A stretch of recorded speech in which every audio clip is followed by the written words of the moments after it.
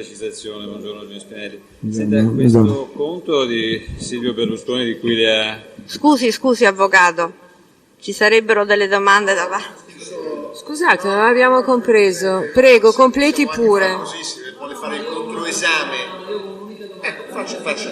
Ma purché ci sia il consenso poi a far fare l'esame a me su altri profili. Perfetto. No, andiamo per ordine. Dottor San Germano, andiamo per ordine, prego, proceda lei. Chiedo scusa, signor Presidente, prendo la cartella. Dottoressa Boccassini, scusi, guardi che si è trattenuta l'elenco che ha mostrato al testimone che avevamo già acquisito, perché prima che finisca in mezzo alle carte, poi non lo prendo. Posso, signor Presidente? Allora, ragionier Spinelli, buongiorno. Buongiorno. Lei conosce El Maroug Karima, intesa Ruby? Ruby, El Maroug Karima.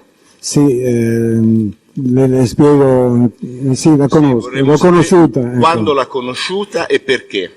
Allora, all'incirca sarà stato il maggio del 2010, potrebbe essere inizio maggio, fine maggio, insomma.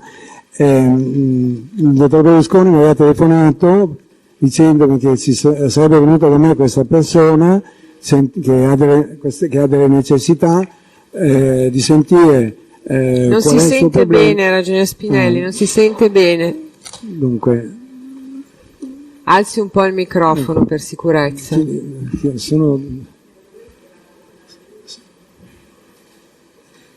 È proprio la tonalità il tono di voce.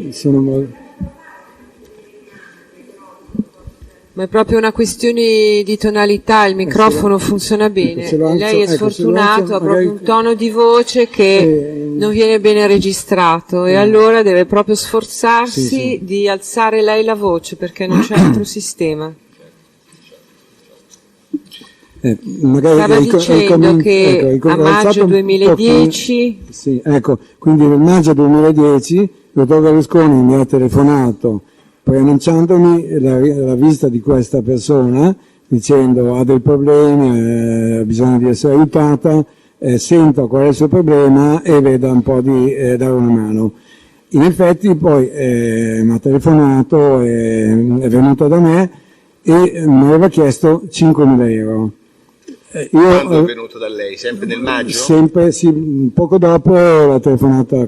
All'inizio di maggio, alla fine di maggio, a metà riesce a essere stato circa a metà, diciamo, ecco, però sinceramente il giorno non me lo ricordo, ecco. Viene da lei? Comunque viene da me e quindi mi ha chiesto 5.000 euro. Mi ricordo perché, insomma, il dottor Berlusconi non aveva parlato di cifre, mi aveva detto di una mano. Allora io non aveva fatto la cifra precisa? No, non mi aveva detto, mi chiede qual è il suo problema. E io, per evitare, per non esagerare, le ho dato 3.000 euro. Le ho dato un po' di meno, ho dato 3.000 euro. Poi al lunedì si sente male? Scusi, ragioniere, un attimo. Abbasso? Scusi un secondo. Si sente, diceva, però registra. No. Comunque, non sono sempre io. Sempre... Provi a parlare un pochino più forte e magari a scandire vado un po' più adagio. Sì, ecco, parlo un po' più adagio, magari... Vuole fare un momento di pausa, ragioniere Spinelli? No, non credo che... Non credo che in 5 minuti vi cambi il tono di voce. Sì. Non credo che sia un problema di pausa, se ne ha bisogno, perché abbiamo capito che oggi è un po'... come un raspino in gola. Vabbè. Allora, andiamo avanti. Non si preoccupi, ecco. Lei parli lentamente, scandendo bene le parole. Ok, grazie. La signorina Maroug Karima le chiede 5.000 euro. Mi ha chiesto 5.000 euro.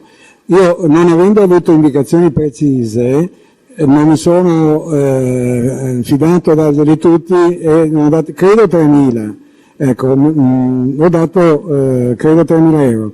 Comunque poi lunedì, quando ho visto il dottor Berlusconi, gli ho detto e lui mi ha detto beh, di anche la differenza e qualche giorno dopo, credo, non so, una settimana successiva, le ho dato altri 2.000 euro. Ecco. Quindi il dottor Berlusconi le dice di dare la differenza, ma la El Marouk Karima come fa a sapere che lei le darà l'ulteriore esborso? Vi sentite telefonicamente? Viene direttamente? Non avevo telefonato io in quel caso lì, essendo stato autorizzato, o mi ha chiamato lei perché... Quindi lei aveva il cellulare della Karima? Sì, me l'ha dato in quell'occasione. La Chi prima gliel'ha volta, dato? Karima stessa? la prima volta che è venuta, poi mi aveva chiamato sul cellulare, quindi l'ho memorizzato. Come venne e dove venne Karima? Presso il suo ufficio? Nel mio ufficio Milano 2. Come venne? Lei uscì, le andò incontro, potette verificare come arrivò lì? Penso che abbia preso un taxi, però non ho visto, non ho guardato. Quindi lei dette la prima volta 3.000 euro? 3.000 euro. Poi un'associazione? Poi gli hanno dati 2.000, era per completare la richiesta. E seconda, se eravamo a metà maggio era ancora maggio, se eravamo un po' più in là sarà stato inizio di giugno, però ecco, in questione di una settimana o 10 giorni in più o in meno. Ecco.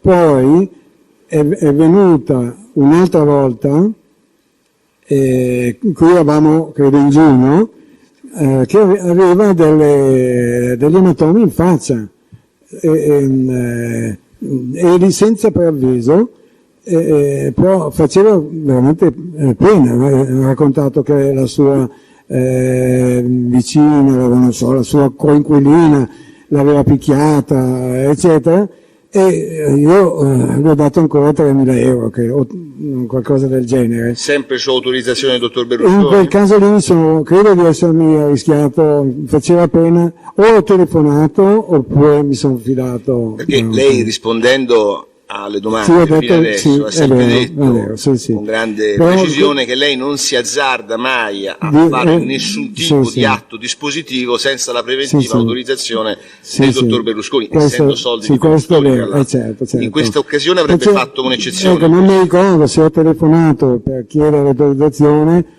o se mi sono fidato e mi sono rischiato, mi faceva pena, ecco, c'è da dire questo. Certe volte io dico, per piccole cose, questa non è tanto piccola, ma per piccole cose la mia battuta vuol dire che mi verrà trattenuto dallo stipendio. Quindi era visibilmente segnata in faccia? Aveva dei segni in faccia, sì. E mi ha raccontato una storia penosa, che l'aveva buttata fuori di casa, l'aveva picchiata. Ecco, io quello che so è quello. Ho capito. Lei non ricorda se in questo caso ricevette o meno l'autorizzazione di Berlusconi? Può darsi che vi ho telefonato, però non ci giurerei, oppure ho fatto la battuta, mi tratterà dallo stipendio. Ecco. 3.000. 3.000, ecco, sì. Ecco. Senta, ci sono state altre dazioni alla signorina Maruga? Dopo, essendo venuto quella volta lì, ma lì faceva pena, eccetera, senza preavviso, è venuto un'altra volta senza preavviso. Quel giorno io non ero in ufficio, quindi la prova che non aveva avvisato, perché io ero in centro a Milano per qualche appuntamento, eccetera,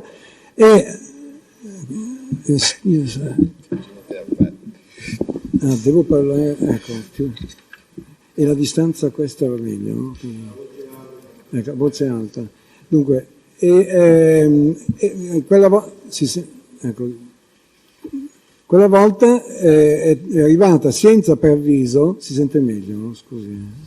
Ecco, è arrivata senza preavviso e ha parlato col mio collega, perché che si chiama? Scabini. Ecco, il quale mi ha telefonato sul cellulare, era in imbarazzo, non sapeva cosa fare, ce l'aveva lì davanti, e ha detto, non ho avvisato, non siamo autorizzati, non so niente, mandala via. E ho messo giù. Quando sono tornato in ufficio, il collega mi ha detto che aveva proposto di darle 50 euro. Lei ha detto che doveva pagare il taxi che non le bastava e le ha dato 100 euro. Ecco, quindi quella volta lì. È più tornata? E poi, allora, prima delle ferie non è più tornata, perché nel frattempo, finito luglio, agosto... Prima delle ferie dell'anno 2010. 2010, ecco.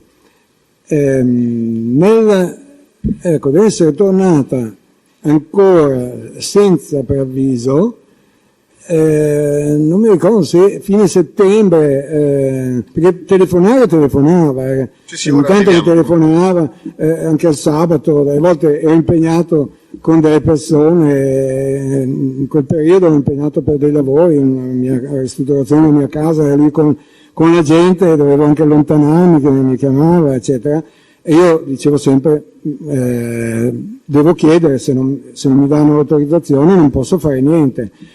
E allora, credo verso fine settembre, è arrivato ancora senza preavviso, e quella volta lì credo che sia venuta in macchina, okay? Perché si era persa per Milano 2, mi ha telefonato, perché io avevo dato indicazioni per venire, però ho anche detto non eravamo d'accordo a niente, e non ho novità, non sono autorizzato a fare niente. E alla fine insiste, gli ho dato qualche 100 euro, diciamo massimo 300 euro, ecco, no? Qualche 100 euro l'ho dato, perché faceva anche lì, anche a un certo punto per allontanarla, ecco, perché sennò non andava via. Questo è l'ultimo contatto diretto che lei ha avuto? Di persona sì, poi ho fatto ancora qualche telefonata. Quindi questa è stata l'ultima dazione che lei ha fatto alla signorina Maruca Rima? Che io questa modesta sì. dazione di centinaia di euro? Direttamente sì. Quindi in totale, e riassumendo, quanto ha dato a Ruby? Quindi allora 3 più 5, 8, diciamo meno di 10.000 euro, ma saranno 9, 8, no, che 8.400, ecco, 8.400 euro, 5.400 euro tra il maggio e il settembre 2010, è corretto? Esatto, 5.000 la prima volta, 3.000 o 3.500 potrebbero essere stati la seconda volta, poi 300 e 100, ecco, no, 100 e 300, cioè prima il 100 poi il 300. In queste occasioni senza preventiva autorizzazione del dottor Berlusconi? Queste piccole dazioni? Il 100 nemmeno io, ecco, avevo dato l'ok, ecco, il 300 anche lì. Senta, dalle intercettazioni che abbiamo in atti risulta che la signorina Maruca Rima si sia recata da lei il 22/9/2010, sto facendo riferimento, lo dico per il Tribunale e per i difensori, alla telefonata numero 2130 del 22/9, in cui lei poi dà una serie di indicazioni a Ruby per trovare materialmente l'ufficio. Ah beh, ecco, è quello che uno...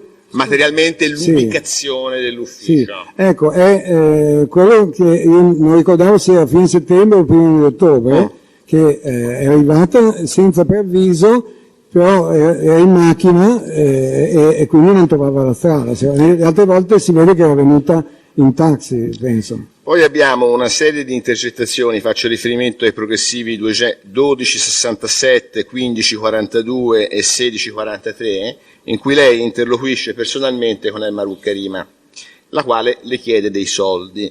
E lei, se vuole le leggo, rinvia, le leggo signor Presidente, sia pur nei passaggi magari salienti. La prima che vorrei leggere è quella 1267, dove Ruby... Subito, avvocato, chiedo scusa. 14/9, l'avevo detta per la verità, 14/9/2010, dove lei, Ruby, le dice: ma mi risponde sempre una ragazza ed è abbastanza acida, riferendosi alla segretaria. Esatto. Sì. Le volevo chiedere la cortesia se lei poteva parlare direttamente con il Spinelli, proverò a chiedere, sì, se può provare a chiederglielo, a dirgli che veramente sono in situazioni non gradevoli. Quindi Ruby fa sempre riferimento, e lo fa anche nelle successive telefonate, alla necessità che lei interloquisca con l'onorevole Berlusconi per ricevere autorizzazione alla dazione di denaro. Esatto. È corretto questo? Esatto, sì, corretto. Quindi... Cioè, lei chiede a me di avere l'autorizzazione di Berlusconi, perché lei oppone, lei Spinelli oppone. Io, se non sono autorizzato... Non... Quindi anche con Ruby nella sostanza la procedura è stata è quella, sì. Senta, le volevo chiedere, visto che si tratta di dazioni in contanti, sia pur per quanto lei dice per somme che rientrano negli 8.000 euro, lei non ha nessuna indicazione per valutare il soggetto a cui i soldi vengono dati? potrebbe essere chiunque, un pregiudicato, qualunque persona. Il dottor Berlusconi non le dà nessuna indicazione e voi non fate nessun tipo di accertamento per verificare a quale soggetto, a quale persona voi elargite delle somme di denaro in contanti. Dunque, io dopo tanti anni che lavoro per il dottor Berlusconi, se lui mi dice qualcosa, non dico che sono col paraocchi, no, però lo eseguo.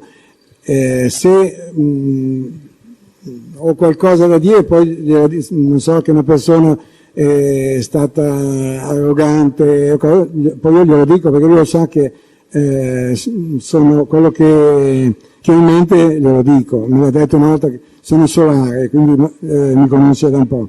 Ecco, per cui ma non vado a indagare se lui mi dice ha bisogno, o il tale, perché per carità stiamo aiutando anche altre persone, non è che parliamo solo di queste cose, anzi questa è una minima parte, si può dire, e quindi io non vado comunque a indagare di chi si tratta, nelle risultano, magari mi dice non so, tale ha il papà malato, ha necessità, la banca che ha sollecitato è uscita è andato in rosso, cose del genere, ecco, quindi ma niente di più, ecco.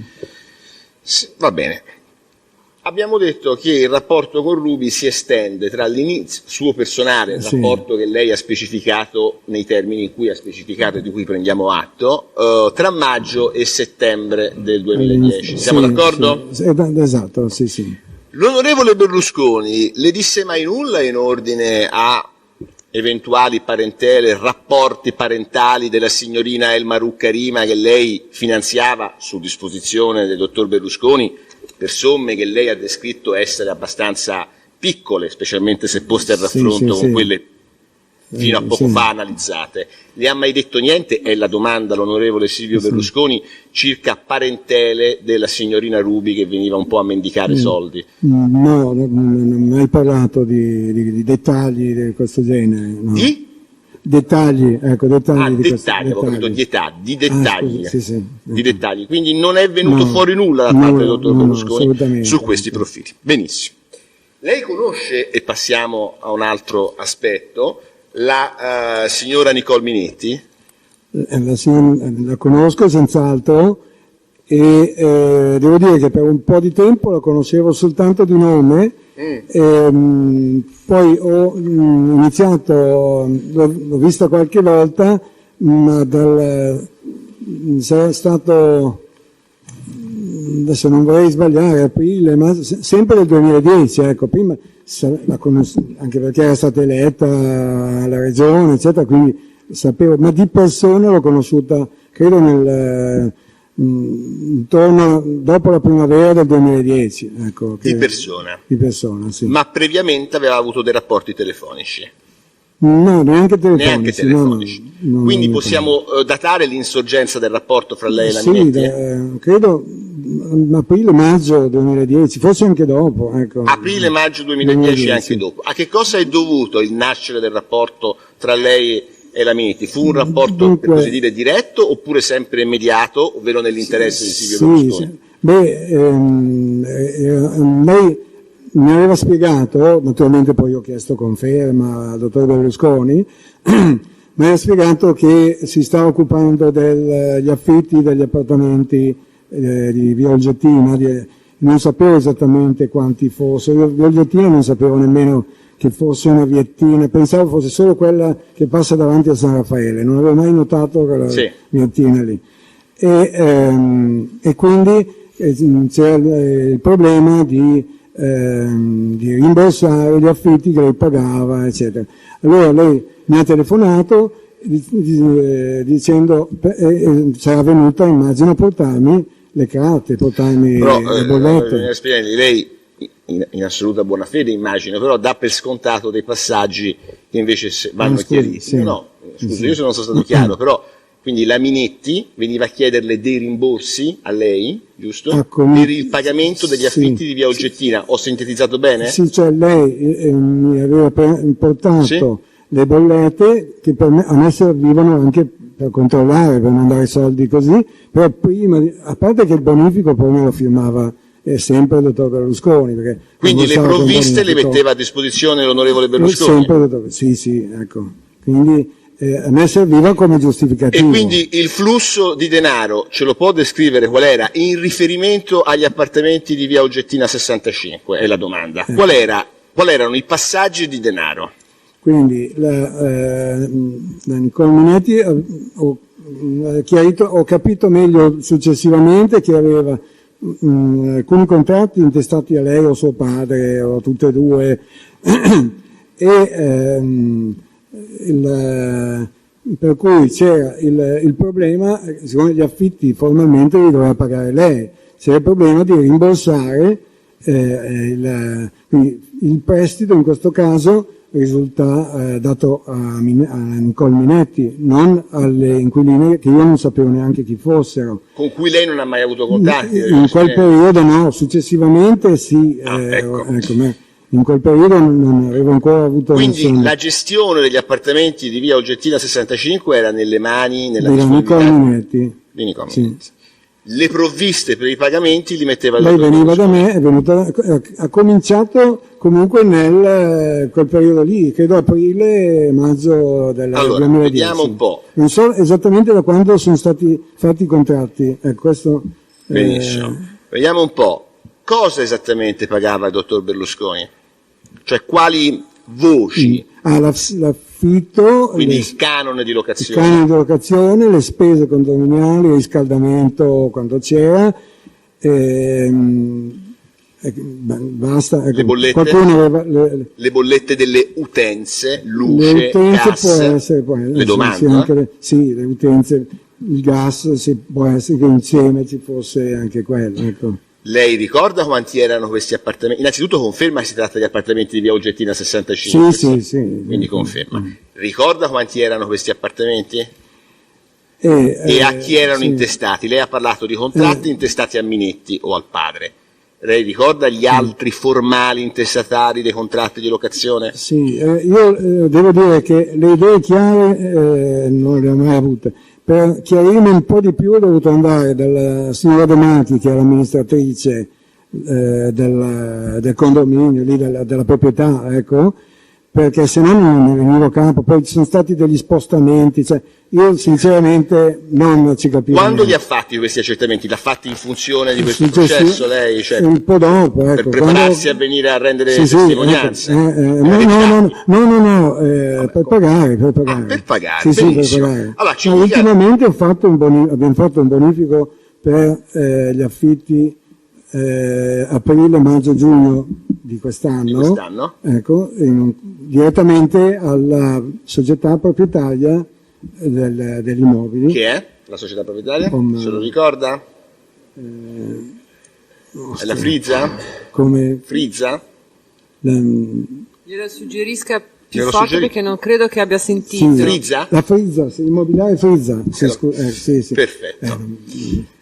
Allora, no, c'è problema. Sì. Allora, vediamo, quindi lei fin di recente su disposizione di Silvio Berlusconi e con soldi di Silvio Berlusconi ha pagato dei canoni di locazione pertinenti queste abitazioni di via Oggettina 65. La domanda era se lei ricorda chi erano i formali intestatari dei contratti. Lei ha detto che ha fatto un rendezvous, una verifica, se ce li può dire. Ecco, successivamente, quindi perché in particolare siccome è un po' una cosa particolare, ci tengo a precisarlo. Sì. Un giorno che sarà stato sempre quel periodo lì, aprile, maggio, non capivo il perché, ho capito dopo perché la Nicole Minetti aveva già 3 contratti di affitto a suo nome o di suo padre, se non di più. Adesso questo, il dottor Berlusconi mi ha detto: senta, questo contratto lo garantisca lei. Allora mi sono interessato del contratto di affitto della Polanco Maristella. Quindi la signora Garcia Polanco Maristella era una delle beneficiarie. Non avendo editi, quindi abbiamo garantito il contratto di locazione a chi era intestato? Alla Polanco. Quindi formalmente è intestato alla Polanco. Poi abbiamo garantito. Quindi, e lei presta quello il nome l'ha garantito lei personalmente? Sì, era la prima volta che lo sentivo, però ho imparato il nome di questa persona. Benissimo. E poi la Minetti e gli altri che sono passati, c'erano le gemelle del Vivo, io lo suggerisco. Ecco, una Anna Visan che però è andata via quasi subito. Ecco. Di Spinoza Risley la ricorda? La Aris che è ancora adesso, ecco, la Aris c'è ancora adesso, la Iris forse c'è ancora adesso. C'era la signora Iris Berardi? Ecco, che stanno cercando casa. Lei conosce la signora Barbara Fagioli? La Barbara Fagioli, però non era lì anche lei? No. Quello non lo so, ecco. Perfetto. Se no non avrei... Allora, quindi la gestione era interamente consegnata alla signora Minetti. Sì. Nei 3 contratti intestati dalla Minetti, nelle 3 abitazioni correlative vivevano, immagino la Minetti in tutte e 3, vivevano diverse persone, giusto? Sì. Tra queste che lei ha menzionato. Ecco, sì. No, un momento, Prego. Scusi, i 3 contratti d'affitto intestati a Minetti, ma il contratto ad esempio che era stato intestato a Polanco che lei ha garantito, lo gestiva comunque il pagamento dell'affitto Nicole Minetti o a quel punto provvedeva lei per conto della Polanco? Non abbiamo capito. Per me cambiava poco, perché comunque pagava il dottor Berlusconi, quindi ecco, io ho solo risposto a una richiesta del dottor Berlusconi che mi ha detto garantisca, ma dal punto di vista finanziario era lo stesso. Ecco, dal punto di vista formale, chi riportava i documenti per pagarlo l'affitto? Glielo portava Minetti o lo portava Polanco? Ecco, per un certo tempo la Minetti ha fatto da collettore, secondo mi pare di ricordare, quindi raccoglieva un po' tutto e poi mi dava la cifra e io preparavo il bonifico e lo facevo firmare dal dottor Berlusconi. Dopo può essere stato anche che è stato fatto anche un po' più la spicciolata da un certo punto in avanti, che non so dire, sono quelle cose che avvengono un po' gradualmente, non c'è un giorno in cui è cambiato il sistema, ecco. Adesso abbiamo fatto un sistema più semplice, anche perché stanno andando via, stanno cercando altre case. Quelle che sono rimaste mi sono fatto dare il riepilogo dalla signora De Marchi e ho verificato come ho potuto e ho fatto fare il bonifico dal dottor Berlusconi e sono andato avanti e quindi fino a fine giugno siamo a posto. Lei ha detto, e lo ha ripetuto adesso, che le provviste per i pagamenti completi delle abitazioni, canoni di locazione, utenze, condominio, li metteva a disposizione dell'onorevole Berlusconi. Sì. E la gestione poi di tutto, quindi le singole erogazioni, le problematiche inerenti a queste case, era affidata a Nicole Minetti. Lei sa a che titolo Silvio Berlusconi pagava tutti questi emolumenti in favore di queste ragazze? E soprattutto perché mediava Nicole Minetti? No, per me erano tutte persone che non avevano ancora un lavoro, qualcuna forse sì nel frattempo, quindi avevano bisogno, quasi tutte arrivavano dall'estero, non avevano casa, io non mi sono mai chiesto perché ha aiutato, non so, un ex imprenditore o un ex attore o un ex musicista, cioè tutta gente che... No, ma la domanda non è quello che si è chiesto lei, quello che gli è stato detto dall'onorevole Berlusconi, se le ha detto qualcosa. No, che lui provvedeva a pagare, cioè che queste non avevano la possibilità di pagare, queste persone, e provvedeva lui a pagare, ma senza una motivazione, ecco. A queste stesse persone che lei ha nominato, che sono Iris Berardi, Garcia Polanco, Visan Ioana, De Vivo Concetta, De Vivo Eleonora, lei ha elargito anche somme dirette, ovvero somme in denaro? È capitato o no? Qualche volta sì, Qualche volta può cercare di, se riesce a memoria, di essere un po' più preciso, a circoscrivere il periodo e l'entità delle somme. Allora, Dunque, se posso parto dal fondo che è più semplice, cioè da quest'anno facciamo mensilmente un bonifico a testa, firme bonifici, dopo al massimo resta fuori la bolletta e non so, qualcosa del dentista o qualche cosa, ma se no il grosso lo sistemiamo così, con un bonifico mensile a queste persone e così. Cioè, non capito, scusi ragioniere, cioè queste persone includono nell'elenco anche Barbara Guerra, che fra l'altro lei la conosce, fa parte del novero di queste ragazze. Sì. Cioè, voi, sempre su disposizione le domando dell'onorevole Berlusconi, erogavate un bonifico mensile a ciascuna di esse? No, quest'anno, che è un po' più sistematico. Prima c'erano bonifici occasionali perché c'erano, e soprattutto per le cifre più importanti, perché finché era 2-3 mila euro massimo, ok, ma 10.000 euro preferivamo fare il bonifico anche prima. Ma come funzionava il sistema? La domanda era sulle dazioni di somme in contanti direttamente erogate da lei. Come la ragazza, la singola ragazza, veniva al suo cospetto, come faceva a ricevere? Lei riceveva sempre un input? Ecco, durante la settimana mi telefonavano per dire che aveva bisogno, mi raccomando, se ricordi di me, io prendevo nota, e al lunedì, quando avevo l'appuntamento ad Arcore, dicevo questa persona ha chiesto questo, questa ha chiesto altro, eccetera, eccetera, e lui mi diceva cosa fare, per cui dopo dovevo solo preparare delle buste e quindi facevo...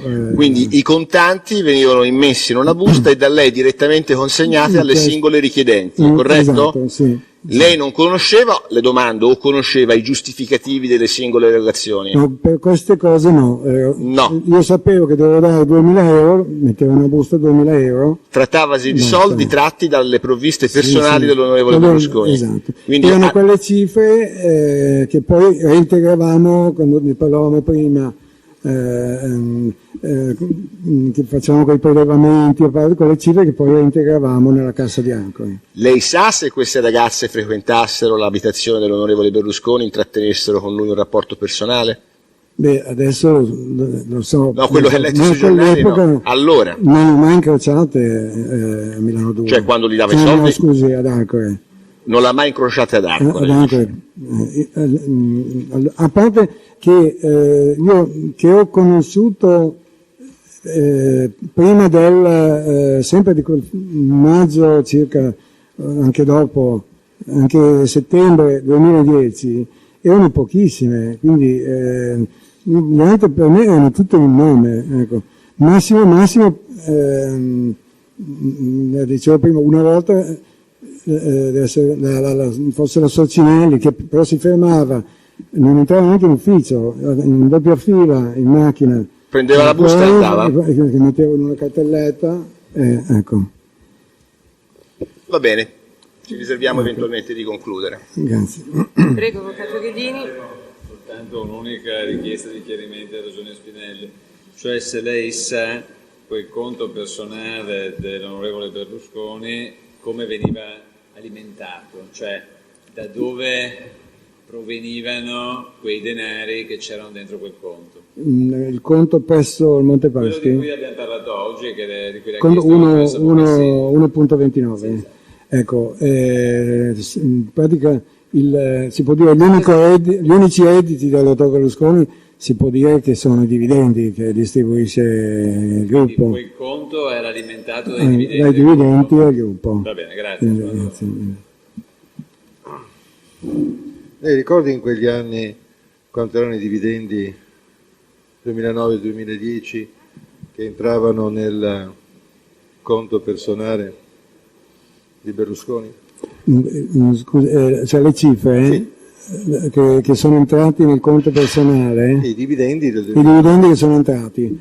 Grosso modo. Ecco, perché il 2009 è stato un anno in cui il dividendo è stato molto alto. Grosso modo? Sì, più di 100 milioni, ecco, però, 100 milioni. Poi basta guardare anche la dichiarazione della legge, certo, basta guardare. Sicuramente più di 100 milioni, ma potrebbe essere.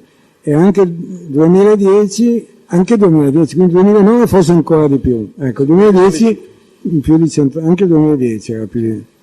Ecco, senta, lei ha fatto accenno su domanda del pubblico ministero al fatto che attraverso lei l'onorevole Berlusconi beneficiava anche altre persone. Sì. Tra l'altro ha detto queste somme di cui parlava il pubblico ministero, escluso Nelle Mora che parte a sé, sono una piccola parte di quello che dà Berlusconi certo. Elargizioni di liberalità. Certo, sì. Vuole dirci qualcosa di più in proposito? Ma ecco, anche qui tornando un po' al ritorno, perché quello che naturalmente più recente è dopo l'alluvione in Liguria, ha contribuito con 50.000 euro a una sottoscrizione fatta dal giornale Libero, tramite la fondazione, perché poi anche la fondazione Luigi Berlusconi, quando fa donazioni, le fanno con soldi che dà sempre, o lui o sulle società, quindi sono sempre soldi del dottor Berlusconi, ecco. Quindi questo è uno. Poi in precedenza ha dato soldi, per esempio a Suor Paola, era famosa qualche anno fa, tifosissimo della Lazio, che portava i bambini allo stadio, ecco, e quindi ha dato dei soldi per aiutare i bambini. Ecco. E poi tutti gli anni in agosto ci sono i bambini malati di leucemia che sono curati dal San Gerardo, dall'ospedale San Gerardo di Monza, che lì tramite questa signora, una dottoressa, peraltro anche lei malata di tumore, che cura questi bambini, e ogni anno fa fare dei viaggi per distrarli un po'. Un anno sono andati in Canada a fare la pesca e noi diamo contributi per il viaggio, paghiamo il viaggio praticamente. Il dottor Berlusconi, quindi ci metto dentro, ma paga il viaggio per questi bambini. Ecco. Persone fisiche che non fossero di sesso femminile negli anni 2009-2010, ecco, sono state, che lei ricorda, elargizioni? 2009, ecco, il problema è di entrare in quel periodo lì. Allora, se noi le chiedessimo con il tempo di fare un elenco delle elargizioni di liberalità di quegli anni, lei sarebbe in grado di ricostruire? Sì, l'abbiamo già fatto, è già stato anche distribuito. Ecco, sì. Ecco. Per tutto, grazie. Prego, pubblico ministero. Riprendendo un po' il discorso che faceva l'avvocato, quindi questi 2.000 euro che è bonifico, aspetti che lo devo trovare, ecco qui, il 22 aprile del 2009 effettivamente risultano un bonifico di 2.000 euro fatto dal conto del Silvio Berlusconi per una donazione al trofeo Carol Wojtyla, 2.000 euro. Sì, questa è una delle elargizioni che per esempio compaiono nel 2009. Ecco, di cifra piccola, è una partita di calcio che organizzano i salesiani a San Siro, e tutti gli anni, però i salesiani hanno dato anche 500.000. Come mai un così esiguo 2.000 euro, chiedo? No, è perché la cifra chiesta, cioè hanno piccole spese, però i salesiani hanno dato anche 500.000 euro per l'adozione a distanza, quindi qui chiedono cifre piccole tutti gli anni perché è solo per organizzare una partita di calcio a San Siro. Poi San Siro viene dato gratis naturalmente, quindi, e poi vengono dati altri soldi da Publitalia, quindi hanno una serie di sponsor, quindi a loro bastano questi 2.000. Ho capito. No, perché effettivamente dalla lettura sempre dei documenti bancari, tanti bonifici, diciamo, in cui risultano donazioni eccetera, poi può essere che io mi sono sbagliata, almeno nel 2009-2010 non è che risultano. Sono uscite dalla fondazione, per esempio abbiamo dato 5 milioni a come si chiama? No, ma lasci stare la fondazione, per carità. Sempre il conto. Il conto. Cioè arriva dalla fondazione. Io sto parlando del conto 1.29. Ah, conto 1.29. Solo quel conto lì, perché una fondazione è un altro conto. Ah, ecco. Una Quindi fondazione Luigi Berlusconi è un altro conto. avrà Quindi un patrimonio più esteso del conto 1. Sì, ecco, per esempio a Don Gelmini. Quindi i bonifici a cui faceva riferimento l'avvocato Longo non erano indicati dal 1.29, ma No. Ecco, ecco, no, e questo anche volevo precisare, Presidente, perché sì, io confondo. ho avuto un momento, ho detto, Sì. non mi ero resa conto, Sì, leggendo gli estratti conti dei 2 anni, che ci fossero queste uscite a favore benefico, ecco, solo per questo ho voluto. Sì. Quindi lei ha parlato in generale del patrimonio, ma non del conto 1.29. 1.29, ecco, altre cose non mi ricordo. Anche perché, ripeto, quando è possibile lo facciamo come fondazione, anche per usufruire dei vantaggi fiscali. Ecco, quindi, Ma lei ma rispetto per esempio al conto della fondazione, che ovviamente non è in possesso negli atti di questo procedimento, ma per caso oltre a queste elargizioni veniva utilizzato anche per prestiti del tipo di quelli che stiamo oggi discutendo? No, anche perché siamo controllati, lo statuto è controllato. Certo. Ecco, non possiamo. Quindi l'unico conto su cui si potevano fare, che lei sappia, bonifici personalmente è il conto 1.29. Però anche lì a volte... È così, scusi, è così? Come? I prestiti infruttiferi utilizzava quel conto lì? No, la fondazione no. No, non la fondazione, quello mai. Quello l'abbiamo capito, ma avrà avuto anche più di un conto personale. Ah, beh, può essere, sì. C'è quello allora la domanda del pubblico ministero. C'è anche la banca Intesa San Paolo. Ecco, i 2 conti usati di più sono Montepaschi e Intesa San Paolo Private o Milano Nord, agenzia di Milano Nord. Ecco, quindi i conti più usati sono questi. Poi adesso usati per i prestiti infruttiferi?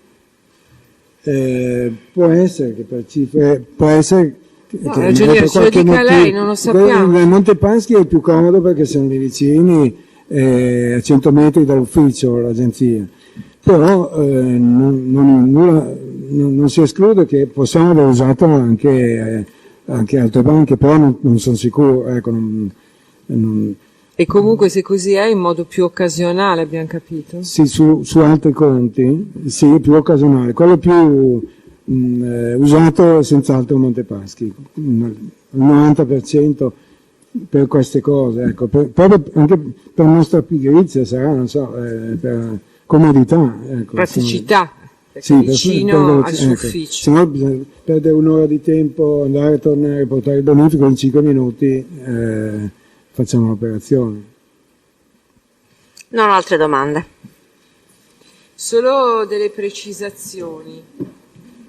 Lei quanto prende di stipendio, se è stipendiato? Qual è il suo rapporto? Dunque, io... Come viene corrisposto il suo emolumento? Siccome sono in pensione, quindi i miei compensi li percepisco tramite le 4 holding del dottor Berlusconi. Poi ho anche altri emolumenti di altre società, perché sono presidente della Immobiliare Idra, vicepresidente della Bell, che è la società dei figli, Barbara, Eleonora, Luisa, insomma.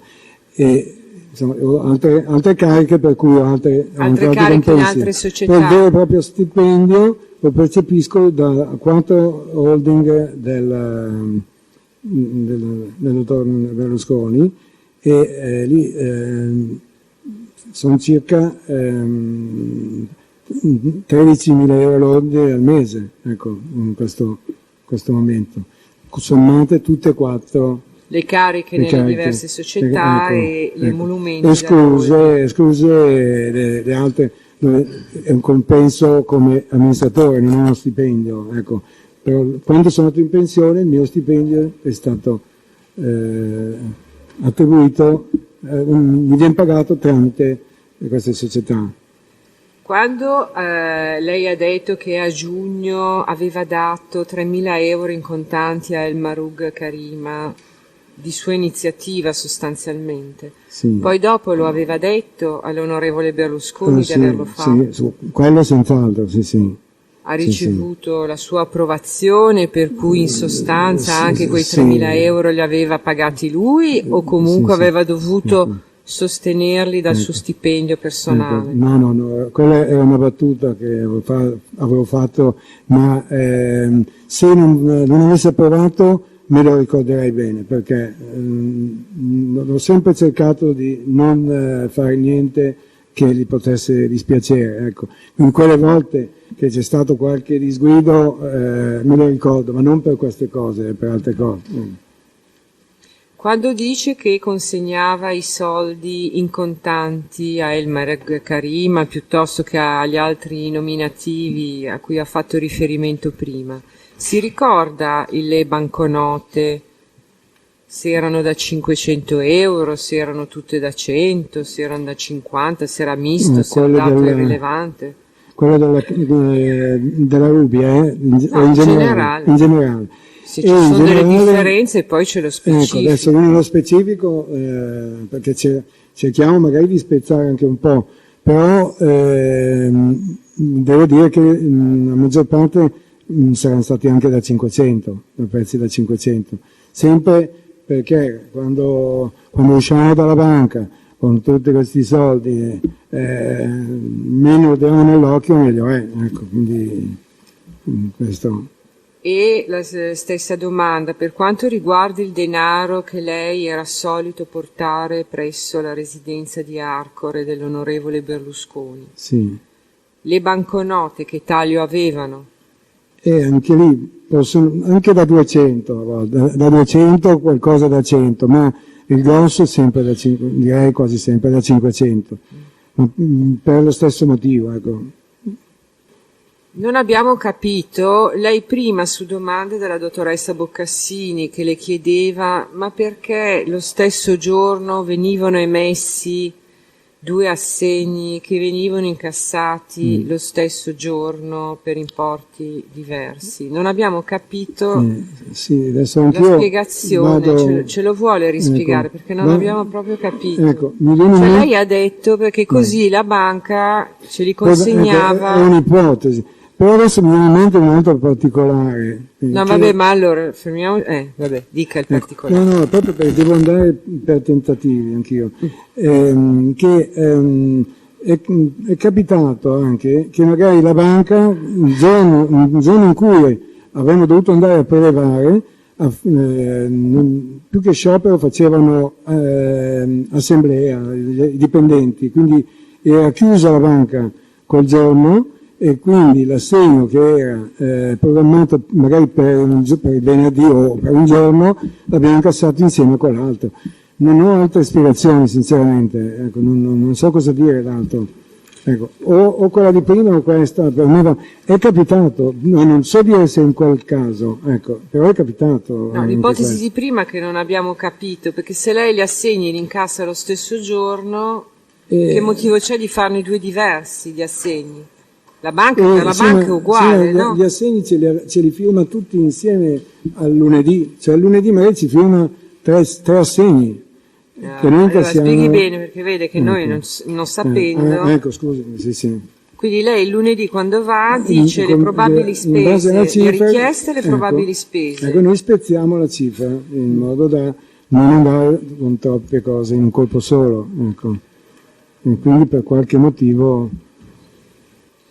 Poi un'altra cosa, sempre prima su domande del pubblico ministero, lei ha fatto una distinzione tra l'ordine che poteva avere dall'onorevole Berlusconi o l'autorizzazione che poteva avere dall'onorevole Berlusconi, cioè ci spiega un po', visto che appunto non c'eravamo e lei dice io tutti i lunedì andavo lì e si relazionava con l'onorevole Berlusconi. Ci spiega le modalità del rapporto, come avveniva, insomma. Ecco, l'ordine era quando lo vedevo il lunedì mi diceva faccia un bonifico per questa persona. Io addirittura mi porto ancora adesso, mi porto i moduli in bianco della banca, dei bonifici, e qualche volta l'importo e il nome della persona lo compilo a mano subito così me lo firma, e quindi quello che io considero un ordine perché me lo dice lui, senza, quando invece mi telefono urgente, non posso aspettare fino a lunedì, che poi diventa martedì perché io lo vedo lunedì sera tardi,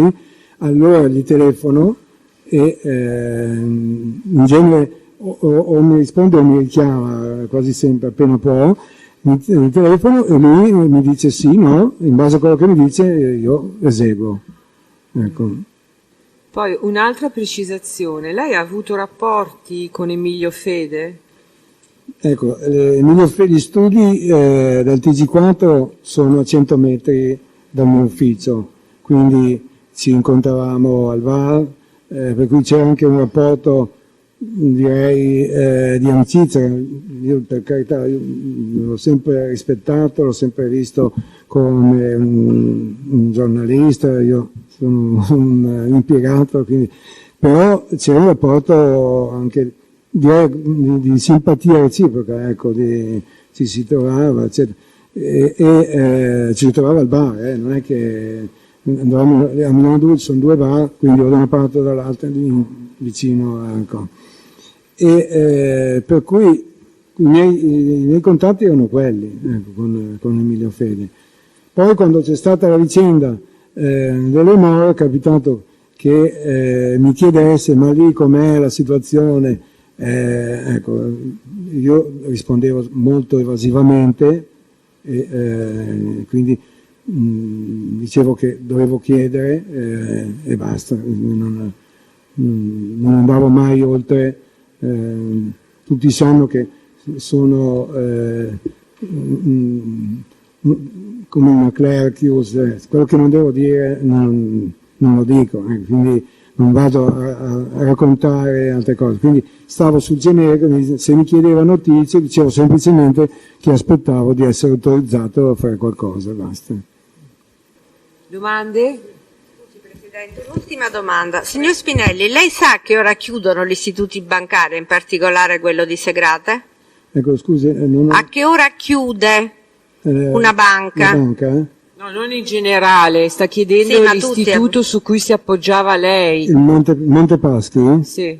Dunque il Monte Paschi chiude alla 1:30, poi riapre, ha cambiato ultimamente, adesso riapre alle... No, nel 2009-2010, lei ricorda? Domani mattina dovrebbe essere sempre uguale, dalle 8:35 alla 1:25, e dalle 2:30 alle 4:15, io credo, ecco. Quindi, a parte il fatto che tra noi e il direttore e il vice della banca c'è un rapporto tale per cui con colpo di telefono siamo entrati anche fuori orario. Quindi, ecco, quindi è capitato, o è capitato quasi sempre, visto il rapporto, sì, ci rendiamo conto con l'istituto bancario, che avete fatto queste monetizzazioni quando la banca era chiusa, forse anche per ragioni di sicurezza? Può essere. Anche perché, sempre per la sicurezza, capita che il camion portavalori non dice mai l'ora, quindi può arrivare alle 10 di mattina o alle 3:30 del pomeriggio, per cui poi la banca deve fare le sue operazioni, controllare, contare, passa mezz'ora, ma se anche passa l'orario ci fanno entrare, ecco. No, questo mi sono rifatto a una risposta che lei ha dato prima su domanda del Presidente, perché appunto se noi scorriamo la documentazione bancaria che ci perviene dall'istituto, effettivamente vediamo che quasi tutti i prelievi sono stati fatti nella fascia delle 13:28, 13:30, 13:40, quindi quando gli istituti bancari di solito sono chiusi. Sì, c'è meno gente in banca. C'è meno gente in banca. Ecco, quindi, perché poi noi dobbiamo scendere Carò, e quindi meno gente c'è, meglio è. Insomma. Meglio è. Grazie, scusi Presidente. Dovremmo cambiare banca per sicurezza, perché sennò... Grazie. Grazie, può andare. Grazie. Speriamo di non doverlo richiamare, che sia stato tutto eventualmente io a mi scuso, sono disponibile naturalmente a venire a interpretare. Secondo me non si sente nulla.